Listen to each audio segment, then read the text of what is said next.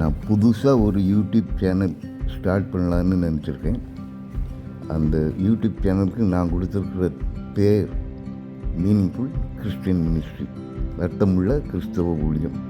அது பேரில் மாத்திரம் இருந்தால் அதனால் யாருக்கும் எந்த பிரயோஜனம் இல்லை. அது உண்மையிலேயே ஒரு அர்த்தமுள்ளதாக இருக்கணும். அது உண்மையிலேயே ஒரு மீனிங்ஃபுல் உள்ளதாக இருக்கணும். அது உங்களுக்கு பிரயோஜனப்படக்கூடியதாக ஒன்று இருக்கணும். நம்ம இப்போ இந்த சரீரத்தில் வாழ்ந்து கொண்டு இருக்கும்போது நம்மளுடைய சரீரம் வெளித்தோற்றத்தை உடையதுனால எல்லாருக்கும் அந்த சரீரம் தெரியும். ஒரு ஆளை அடையாளம் காணணும்னா நம்ம சரீரத்தை வச்சு அந்த ஆளை அடையாளம் காணுறோம். ஆனால் அந்த சரீரத்துக்குள்ளே ஒரு ஆவியும் ஒரு ஆத்மாவும் இருக்குது. ஒரு சோல் அண்ட் ஸ்பிரிட் ரெண்டுமே உள்ளுக்குள்ளே இருக்குது. அந்த சோலும் ஸ்பிரிட்டும் என்ன சொல்லுதோ அதைத்தான் இந்த சரீரம் நிறைவேற்றி கொண்டிருக்கிறது. பொதுவாக நிறைய பேர் சொல்கிறத நீங்கள் கேள்விப்பட்டிருக்கீங்க, கண்களின் இச்சை, மாம்சத்தின் இச்சை, ஜீவனத்தின் பெருமைன்னு. அப்படி கண்ணுக்கெல்லாம் ஒரு இச்சையும் கிடையாது, மாம்சத்துக்கும் ஒரு இச்சையும் கிடையாது. நம்ம உள் மனசு, நம்மளுடைய ஆவியும் ஆத்மாவும் என்ன சொல்லுதோ அதை இந்த சரீரம் நிறைவேற்றி கொண்டிருக்கிறது. அப்போது இந்த பூமியில் வாழ்கிறது வெளித்தோற்றமுடைய ஒரு சரீரத்தில் ஆவியையும் ஆத்மாவையும் சுமந்து கொண்டு நாம் வாழ்ந்து கொண்டிருக்கிறோம். இந்த சரீரம் ஒரு நாள் அழிந்து போகக்கூடியது, ஆனால் ஆவியும் ஆத்மாவும் அழியக்கூடியதல்ல. இதுதான் கிறிஸ்தவ நம்பிக்கை. அப்போ இந்த சரீரம் அழிந்த பிறகு அதுக்கு ஆவிக்கும் ஆத்மாவுக்கும் இன்னொரு உலகம் இருக்குது அப்படிங்கிறது நம்மளுடைய நம்பிக்கை. இதைத்தான் இயேசு கிறிஸ்துவோடு கூட சிலுவையில் அறையப்பட்ட ஒரு கள்ளன் சொன்னான், அறிக்கையாகவே சொன்னான், ஆண்டவரே நீர் உம்முடைய ராஜ்யத்தில் வரும்போது அடியேனை நினைத்தருளும்னா. அவனுடைய எண்ணம் என்ன? இவர் சாதாரணப்பட்ட ஆள் இல்லை, இவர் ஒரு பெரிய ராஜா. ஆனால் அந்த ராஜ்யம் இவ்வுலகத்திற்குரியதல்ல, அவருக்குன்னு தனியாக ஒரு ராஜ்யம் இருக்குது, அதில் அவர் தான் கிங், அவர் தான் ராஜா. அப்போ அவன் அவர்கிட்ட ஒரு வேண்டுகோள் வைக்கிறான், ஒரு ரிக்வெஸ்ட், ஆண்டவரே நீர் உம்முடைய ராஜ்யத்தில் வரும்போது அடியேனை நினைத்தருளும். அவனுடைய நம்பிக்கை தான். அப்போது இந்த உலகத்தில் இந்த சரீர வாழ்க்கை முடிந்த பிறகும் ஒரு வாழ்க்கை இருக்குது அப்படிங்கிறது தான் இந்த கிறிஸ்தவ மதத்தினுடைய நம்பிக்கை. சரி, இப்போ இந்த நம்ம சரீரத்தில் வாழும்போது இந்த சரீரம் அழிஞ்சு போகுங்கிறது எல்லோருக்கும் தெரியும். நம்முடைய முன்னோர்கள், நம்முடைய உறவினர்கள் எல்லாருமே நம்ம கூட இருந்தவங்க இப்போ நம்ம கண்ணு முன்னாலே மரித்து போவதை நம்ம பார்த்துருக்குறோம். அப்போ இந்த சரீரம் அழியக்கூடியது, ஆனால் அதுக்குள்ளே இருக்கிற ஆவியும் ஆத்மாவும் அழியாதது. அப்போ இந்த சரீரத்தில் நம்ம வாழ்ந்துக்கிட்டு இருக்கும்போது இந்த சரீரத்தால் தான் யாருக்காவது நல்லது செய்யணுன்னாலும் இந்த சரீரத்தை கொண்டு தான் செய்ய முடியும், யாருக்காவது கெடுதல் செய்யணுன்னாலும் நம்ம இந்த சரீரத்தை கொண்டு தான் செய்ய முடியும். அப்போ இந்த உலகத்தில் நாம் வாழும்போது நம்ம செய்த அந்த கிரியைகள், அந்த செய்கைகள், அதுகளுக்கான பலனை அடைவோம் அப்படிங்கிற டீச்சிங், அந்த போதனையை தான் கிறிஸ்தவ மதம் நமக்கு சொல்லுது. அப்போது அதுக்குள்ள ஒரு தீர்மானிக்கிற ஒரு நாளை தான் நம்ம நியாய தீர்ப்பு நாள்னு சொல்கிறோம், ஜட்ஜ்மெண்ட் டே.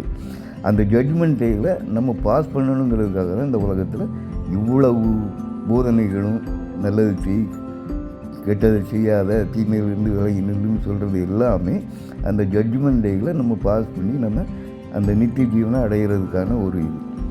இப்போ நான் இப்படி பேசிக்கிட்டு இருக்கேன் அப்படிங்கிறதுனாலேயே உங்களை விட எனக்கு நிறையா தெரியும், உங்களுக்கு ஒன்றுமே தெரியாது அப்படிங்கிற அர்த்தமே கிடையாது.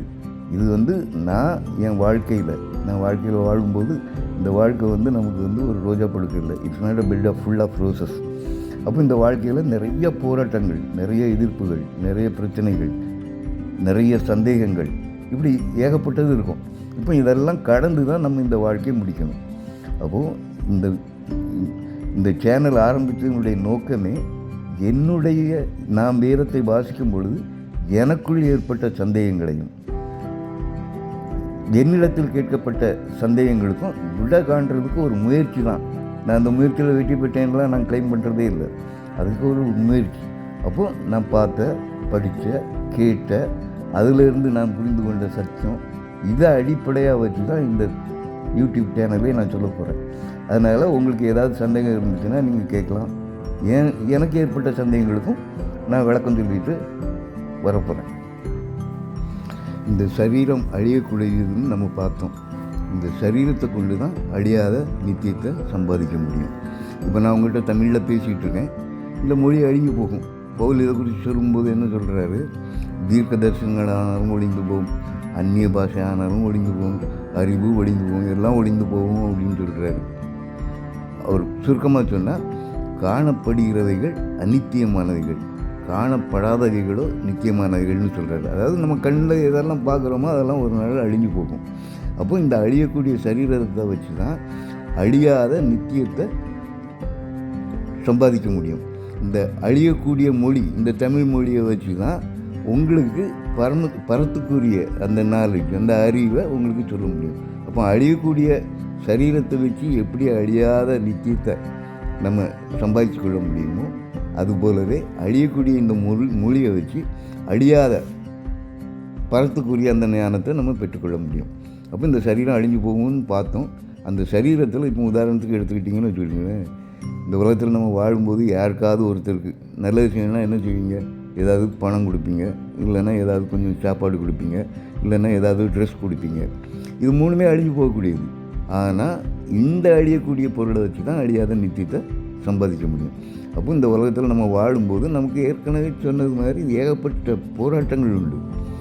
அந்த போராட்டங்கள் மத்தியிலையும் நம்ம எப்படி வாழணுங்கிறதுக்காக தான் இத்தனை போதனைகள், இத்தனை எச்சரிப்புகள், இத்தனை வாக்குத்தத்தங்கள் எல்லாமே அதை பேஸ் பண்ணி தான் இருக்குது. அப்போ இந்த உலகத்தில் வாழும்போது நம்ம ஒரு சக்ஸஸ்ஃபுல் ட்ராவலராக இந்த உலகத்தை விட்டு கடந்து போவோம். அப்போ நம்ம ஒரு சக்ஸஸ்ஃபுல்லாக இந்த உலகத்தை கடந்து போகிறதுக்கு நமக்கு இந்த இதுகள்லாம் கொடுக்கப்பட்டிருக்கு. அப்போது இந்த வாழ்க்கையை வாழ்வதற்கு நமக்குன்னு இந்த லைஃப்பை பற்றிய, இந்த வாழ்க்கையை பற்றிய ஒரு அண்டர்ஸ்டாண்டிங், ஒரு புரிதல் இருக்கணும். அப்போது நமக்குன்னு ஒரு கொள்கை இருக்கணும். நமக்குன்னு ஒரு கொள்கை இருந்துச்சுன்னா தான் எப்படி வாழணுங்கிறத நம்மளால் தீர்மானிக்க முடியும்.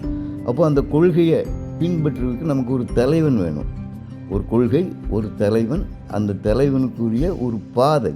இந்த வாழ்க்கையை நான் எப்படி வாழ போகிறேங்கிறது எனக்குன்னு நான் ஒரு பாதையை நான் வகுத்துக்கொள்ள வேண்டும். அப்போ பாதை மாத்திரம் இருந்தால் போதாது, அதுக்கு ஒரு பயணமும் இருக்கணும். அப்போது இந்த உலகத்தில் நம்ம வாழும்போது நமக்கு பிரச்சனைகள் வரும்னு நம்ம பார்த்தோம். அந்த பிரச்சனைகளில் நான் எப்படி என்னுடைய வாழ்க்கையை தொடர்ந்து நடத்த போகிறேன் அப்படிங்கிறதுக்கு எனக்கு ஒரு நல்ல வாழ்க்கையை பற்றிய புரிதல் வேணும். அந்த புரிதலை பற்றிய இதைத்தான் நான் இப்போ உங்கள்கிட்ட பேச போகிறேன். அப்போ நமக்குன்னு ஒரு கொள்கை, நமக்குன்னு ஒரு பாதை, நமக்குன்னு ஒரு தலைவன், நமக்குன்னு ஒரு பாதை, அதுக்குன்னு ஒரு பயணம். இந்த பயணத்தை தொடர்ந்து செய்யும்போது நமக்கு ஏகப்பட்ட பிரச்சனைகள் வரும். அப்போ அதில் நம்ம உறுதியாக இருக்கிறோமா இல்லையா அப்படிங்கிறது தான் நம்ம இந்த வீடியோவில் நம்ம பார்க்க போகிறோம். அப்போ நம்மளுடைய வாழ்க்கையை டிசைட் பண்ணுறது யார்? நான் தான். முழு அதிகாரமும் எனக்கு கொடுக்கப்பட்டிருக்கு. நான் எப்படிப்பட்ட வாழ்க்கையை வாழணும்னு நான் டிசைட் பண்ணுறேன்னா அந்த வாழ்க்கையை வாழலாம். உதாரணத்துக்கு 3 வகையான வாழ்க்கை முறை இருக்குது. ஒன்று துறவறம், இன்னொன்று தனியறம், இன்னொன்று இல்லறம். இந்த 3 வாழ்க்கையிலையும் அதனுடைய நிறைகள், அதனுடைய குறைகள் இருக்குது. அப்போ நீங்கள் எப்படிப்பட்ட வாழ்க்கையை வாழ்ந்தாலும் அந்த வாழ்க்கையை வாழும்போது இந்த நித்திய ஜீவனை நாம் பெற்றுக்கொள்கிறதுக்குள்ள அந்த வழிமுறைகள் அதில் இருக்குதா இல்லையா அப்படிங்கிறத பார்த்து தான் நம்ம இந்த வாழ்க்கையை நம்ம கண்டினியூஸாக நடந்து கொண்டு போக முடியும். அப்போ இந்த கொள்கையில் நமக்கு ஒரு பிடிப்பு வேணும். கொள்கை இல்லாத மனுஷன் உயிரோடு செத்தவன். அவனுக்குன்னு ஒரு கொள்கை இல்லை அப்படின்னு சொன்னால் அவன் கைப்பிள்ளை போல் யார் என்ன சொன்னாலும் அதை கேட்டுக்கிட்டு அதுபடி நடப்பாங்க. அப்போ உங்களுக்குன்னு ஒரு கொள்கை இருந்துச்சு அப்படின்னு சொன்னால், உங்களுக்குன்னு ஒரு விசுவாசம் இருந்தால், அந்த விசுவாசத்தில் நீங்கள் உறுதியாக இருக்கிறீங்களா என்பது தான் இந்த வாழ்க்கையினுடைய தத்துவமே. அப்போ சின்ன பிள்ளைகள் இருக்காங்க, அவங்களுக்கு எதுவுமே தெரியாது. அப்போ அவங்கள எந்த முறையில் நம்ம வழி நடத்துகிறோம், எந்த முறையில் அவங்களுக்கு பயிற்றுவிக்கிறோங்கிறத பொறுத்து தான் அவங்களுடைய எதிர்காலம் இருக்குது. அதுக்காக தான் அந்த சொல்கிறது, யங்ஸ்டர்ஸ் தான் இந்த நாளைய தலைமுறை. அப்போ அவங்கள எந்த முறையில் நம்ம வழி நடத்துகிறோம் அப்படின்ட்டு வழி நடத்துகிறோங்கிறதுல நம்ம ரொம்ப கவனமாக இருக்கணும். இப்போ உதாரணத்துக்கு எடுத்துக்கிட்டாச்சு அப்படின்னு சொன்னால், இப்போ நிறைய உலகத்தில் வாழும்போது அரசியல் சம்மந்தப்பட்ட விஷயங்கள் உண்டு, மத சம்பந்தப்பட்ட விஷயங்கள் உண்டு, சமூகம் சம்பந்தப்பட்ட விஷயங்கள் உண்டு. இப்படிப்பட்ட விஷயங்களெல்லாம் நான் எப்படிப்பட்ட போதனையை நம்மளுடைய வருங்கால சந்ததியினருக்கு, அதாவது நம்மளுடைய பிள்ளைகளுக்கு நம்ம எப்படி சொல்லிக் கொடுக்க போகிறோம், அவங்கள எப்படி பயிற்றுவிக்க போகிறோங்கிறது ரொம்ப ரொம்ப முக்கியம். உதாரணத்துக்கு நாஸ்திகர்கள் எடுத்துக்கலாம். நாஸ்திகர்களுக்கு கடவுள் மேலே நம்பிக்கை கிடையாது, சரீரத்திற்கு பிறகு ஒரு வாழ்க்கை இருக்கிறதுங்கிறது அவங்களுக்கு நம்பிக்கை கிடையாது. அது அவர்களுடைய நம்பிக்கை. அவங்களுடைய நம்பிக்கைகளை குறிப்பிடுறதுக்கு யாருக்கும் எந்த உரிமையும் கிடையாது. அது அவர்களுடைய நம்பிக்கை. ஆனால் ஒரு தடவை அவங்களுக்கு இந்த விஷயத்தை பற்றி சொன்ன பிறகு அவங்க அதிலேருந்து தப்பிக்க முடியாது. ஐயோ நான் கேள்விப்படவே இல்லையே அப்படின்லாம் சொல்லி அவங்க தப்பிச்சிக்கவே முடியாது. ஆகவே இது அவங்களுக்கும் சேர்த்து தான். ஆனால் முக்கியமாக இது கிறிஸ்தவர்களுக்கானது. இது வரைக்கும் நீங்கள் பைபிள் வாசிச்சிருக்கீங்க. வாசித்ததில் உங்களுக்கு என்ன புரிஞ்சிச்சோ புரியலையோ, இப்போ நான் சொல்ல போகிறது நான் எப்படி வேதாகமத்தை புரிந்து கொண்டேன் அப்படிங்கிறதுக்கு தான் இந்த எபிசோடே இது பண்ண போகிறோம். இன்றைக்கு இந்த இதோட முடிச்சுக்கலாம். நாளைக்கு நம்ம எதை குறித்து தியானிக்க போகிறோன்னு முதல்ல நான் சொல்லிடுறேன். நம்ம அதிகமான ஒரு வார்த்தை மனசாட்சின்னு ஒரு வார்த்தை அதிகமாக உபயோகிப்பது உண்டு. ஆனால் மனசாட்சின்னா என்னன்னு கேள்விப்பாருங்க, நிறைய பேரால் இம்மீடியட்டாக உடனே பதில் சொல்ல முடியாது. அப்போது இந்த இந்த நிகழ்ச்சியை நீங்கள் பார்த்துக்கிட்டு இருக்கீங்கன்னு வச்சுக்கிட்டீங்களேன், நாளைக்கு மனசாட்சின்னா என்ன அப்படிங்கிறத குறித்த ஒரு தெளிவான ஒரு அண்டர்ஸ்டாண்டிங் உங்களுக்கு இருக்கிற மாதிரி அதை குறித்து கொஞ்சம் சிந்திங்க. நாளைக்கு நம்ம பார்க்க போகிறது மனசாட்சி, மனம் திரும்புதல், மன்னிப்பு. இந்த 3 சப்ஜெக்டையும் நம்ம நாளைக்கு பார்க்க போகிறோம். ஆகவே அதுக்கு ப்ரிப்பேர்டாக இருங்க. உங்களுக்குன்னு ஒரு கொள்கை இருக்கணும், உங்களுக்குன்னு ஒரு அண்டர்ஸ்டாண்டிங் இருக்கணும், உங்களுக்குன்னு ஒன்று இருக்கணும். அப்போ தான் நான் சொல்கிறது கரெக்டாக இல்லையான்னு நீங்கள் சீர்தூக்கி பார்க்க முடியும். அதே மாதிரி உங்களுக்கு ஒரு வேளை இதுவரைக்கும் நீங்கள் என்ன நினச்சிக்கிட்டு இருந்தீங்களோ அது தப்பு இருந்துச்சுன்னா உங்களை கரெக்ட் பண்ணிக்கவும் முடியும். அதனால் இதை ஈஸியாக எடுத்துகிட்டு போவதீங்க. அதை குறித்து கொஞ்சம் திங்க் பண்ணுங்கள். நாளைக்கு நம்ம அதை குறித்து விவரமாக போவோம்.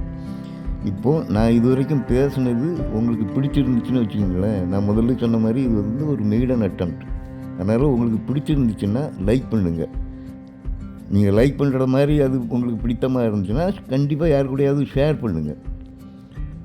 இப்போ ஒரு வேளை இது பிடிக்கலை, இதுக்கு எதிர்மாறான கருத்துக்கள் எனக்கு நிறையா உண்டு அப்படின்னு சொன்னால் அதை கமெண்ட்டில் போடுங்க. எல்லாத்துக்கும் மேலே இந்த சேனலை சப்ஸ்கிரைப் பண்ணுங்கள். தேங்க்யூ.